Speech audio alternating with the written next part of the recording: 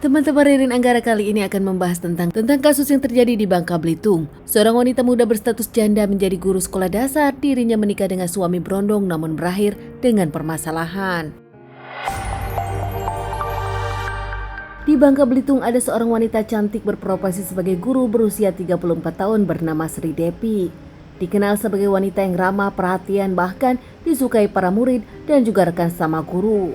Sri Depi sendiri dulu memang pernah menikah. Di pernikahan pertamanya Sri Depi dikaruniai satu orang anak, namun pernikahannya tak lama ada permasalahan hingga akhirnya dirinya bercerai.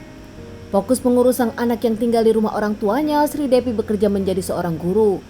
Namun nampaknya Sri Depi yang cantik memikat banyak lelaki. Kali ini Sri Depi yang janda pun terpikat seorang duda yang berusia 20 tahun bernama Pariansa. Meski berbeda 13 tahun, nampaknya mereka saling mencintai dan mengaku ingin serius. Menjadi cukup lama dan mendapatkan seorang berondong duda tak punya anak, Sri Depi pun mendapat hambatan dari keluarganya. Bukan tanpa alasan, Pariansa sendiri bekerja sebagai buruh harian yang sedikit susah apabila menikah dengan Sri Depi dengan status janda beranak satu untuk kehidupan ekonomi. Namun nampaknya mereka tak mau mendengar nasihat orang tua. Mereka mengaku saling mencintai, tak mau lama pacaran, dan ingin serius segera menikah. Menunjukkan keseriusannya kepada Sri Depi, akhirnya Pariansa pun melamar Sri Depi kepada orang tuanya, hingga akhirnya pasangan ini pun menikah. Pasangan ini menikah, nampaknya Sri Depi memperlihatkan kebahagiaan, dan keseriusan sang lelaki berondong ini membuat dirinya makin sayang. Sri Depi dengan Pariansa menikah. Pasca menikah, mereka tinggal di kontrakan. Anak Sri Depi tinggal bersama orang tua Sri Depi, mereka hanya tinggal di kontrakan berdua. Waktu pacaran, pasangan ini tak pernah mendengarkan siapapun dan yakin mereka saling mencintai. Namun pasca menikah, cekcok pun ada di antara mereka. Nampaknya suami berondong Sri Depi, Pariansa, cemburuan kepada Sri Depi. Tak menyukai kalau Sri Depi dekat dengan tetangga, bahkan dengan rekan sama guru yang lelaki. Pariansa cemburu kepada Sri Depi. Lama-lama ketidakcocokan pun hadir di antara mereka hingga akhirnya Pariansa pun kabur dari rumah kontrakan dan lebih memilih tinggal bersama orang tuanya, meninggalkan sang istri Sri Depi. Usai kabur dari rumah kontrakan dan lebih memilih tinggal bersama orang tuanya, nampaknya Pariansa pun merasa kangen kepada sang istri Sri Depi. Saat dirinya ingin kembali ke kontrakan dan meminta rujuk kepada Sri Depi, berbeda dengan sang istri Sri Depi yang lebih memilih ingin bercerai dari sang suami Pariansa. Bahkan Sri Depi pun sudah menyiapkan semuanya untuk menggugat cerai sang suami. Kesal kalau ternyata sang istri lebih memilih ingin bercerai, kali ini Pariansa menuduh sang istri berselingkuh, bahkan sudah ada lelakinya. Pariansa yakin kalau sang istri Sri Depi sudah mempunyai lelaki lain hingga Sri Depi ingin bercerai dari Pariansa. Merasa tak bisa memiliki lagi sang istri Sri Depi, Pariansa pun merencanakan hal buruk kepada sang istri. Dirinya akan menghabisi sang istri Sri Depi dengan cara diam-diam datang ke rumah saat Sri Depi tidur. Tak menunggu waktu lama, Pariansa langsung membeli peralatan dan dirinya ke rumah Sri Depi saat malam hari.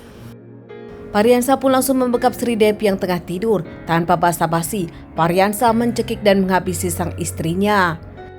Sempat ada perlawanan dari Sri Depi, namun nampaknya tenaga kalah, tak bisa melawan sang suami.